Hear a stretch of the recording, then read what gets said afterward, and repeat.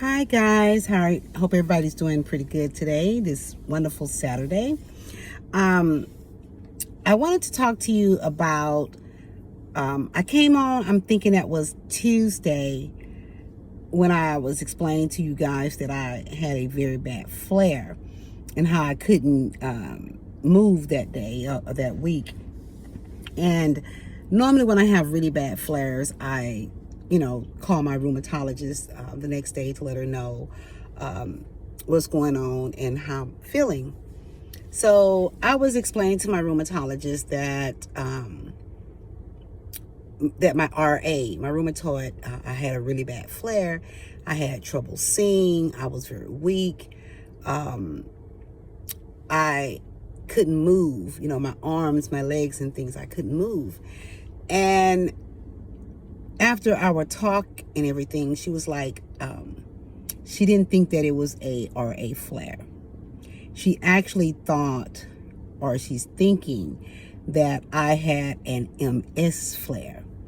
Now, I did tell you guys that I suffer from MS as well, but I hadn't had a problem with my MS, I'm gonna say, in about 4 or 5 years. So I didn't associate it all being my MS. Okay, there are different types of MS that people have, and the MS I have is called relapsing remitting MS.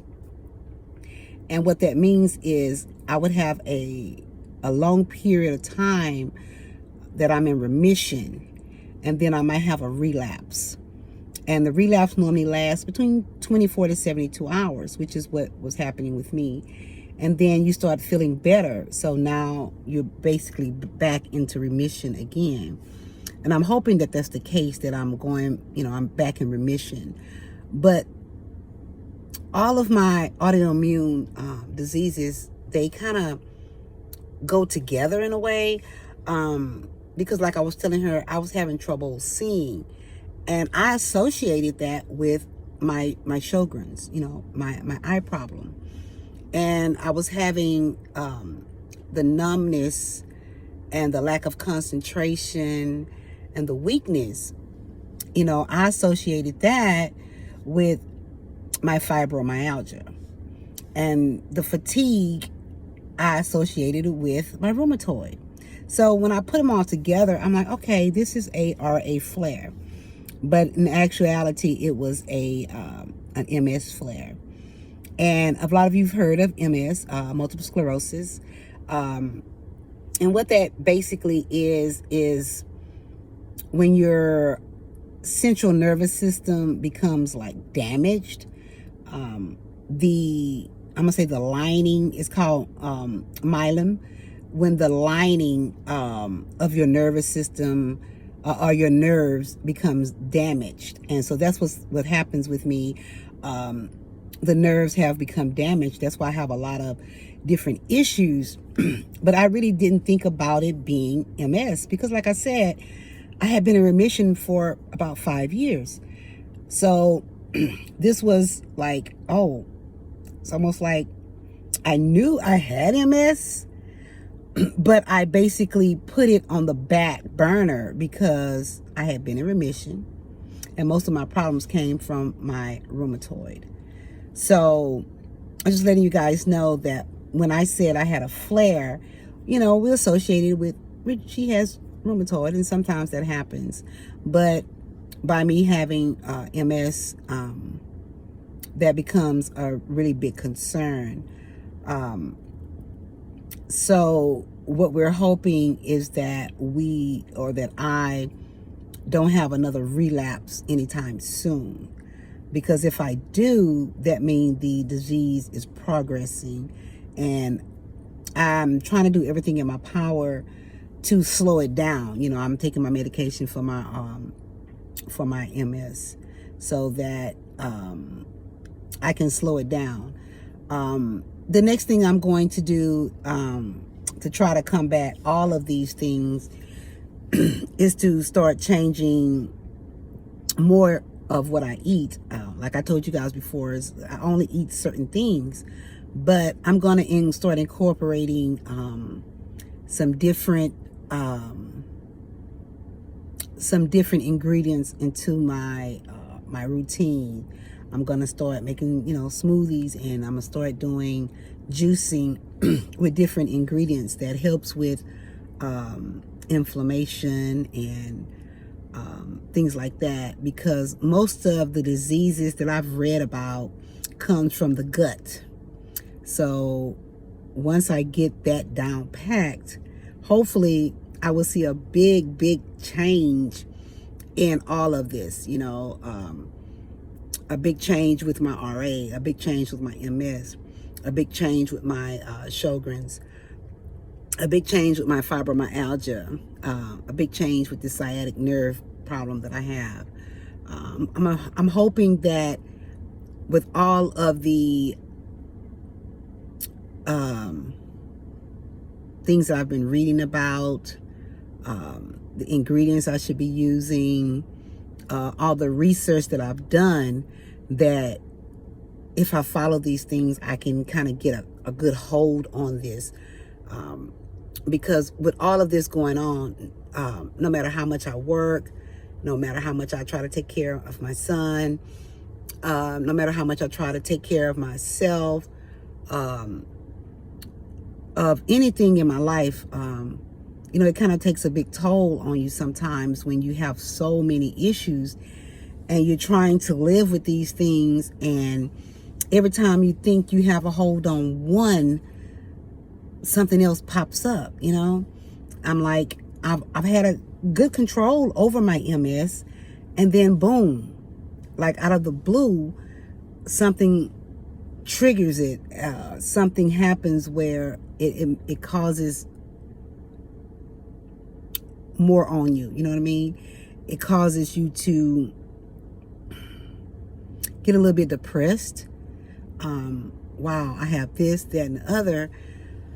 As soon as you try to get a hold on it, something pops up. So I'm hoping with all of the things that I'm gonna try to do, that I'm gonna try to incorporate into my daily food intake, that it will help a lot, because I do see a change within me, and I see a change with my appearance sometimes. Some days I look a little bit older. I know I'm getting older, but I look a little bit older. I look at my neck sometimes. I look at different things and I'm like, wow. And it's not because I'm getting older. It's more because I stress a lot about what I'm going through, if I'm going to be here much longer. I stress a lot, and it's easier said than done. Oh, no stress, no stress. I can say no stress, but it's there. So I'm going to try to do a little bit more, and I'll be sharing with you guys on what I'm going to incorporate into my diet, and just follow along, and we'll see after I've been doing it for, I'm going to give it like a month, because it takes a while for things to get into your system and to work, and to see if there's a big change, if there's a difference. So that's what I'm gonna do. I'm gonna start incorporating more natural herbs and things into my diet, to see if that would kind of slow down some of the progression of the RA and the MS. Because I know once I get the RA kind of at a level that I won't have as many flares, it will also help my eyes with the Sjogren's. Once I get my fibromyalgia down, that would help a lot with my nerve pain. Because my fibromyalgia, it really doesn't bother me as much. Only if somebody tries to hug me real tight, then I get those nerve sensations down my neck and my arms and things like that. I would have never thought that this would be something that I would be living with. I always considered myself that outgoing person, that person who loves to be outside and run and jump and play and do all those things. I never thought that this would slow me down. And it's slowing me down a whole lot. And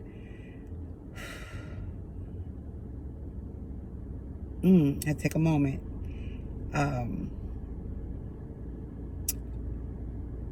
It just get very very depressing. But I try to go day by day.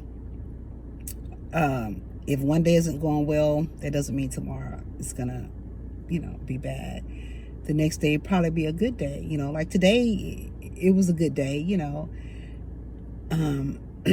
It just started me thinking after I talked to my rheumatologist about what was going on with me. The MS just seemed to pop back up. I know it'll never go away. I just don't want the flares to get as bad as it did the beginning of the week. It was kind of scary.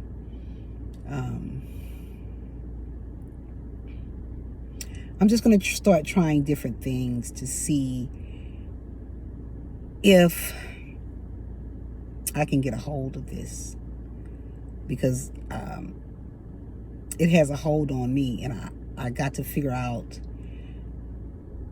how to get a hold on it. So, like I said, I'm going to start incorporating more natural herbs and things like that to see if that would help me a lot, because when something brings you down, it brings the people around you down, and I don't want that to happen. But I can say my husband, my son, my real close friends have all stood by me, and they know what I go through, and they've been a big support. I'm sorry, guys. It just kind of made me a little sad. I didn't think that when I got to this age that this would be something I had to live with and deal with. But like I said, I'm gonna get a hold of this. I'm tired of it holding me, so I'm gonna have to get a hold of it.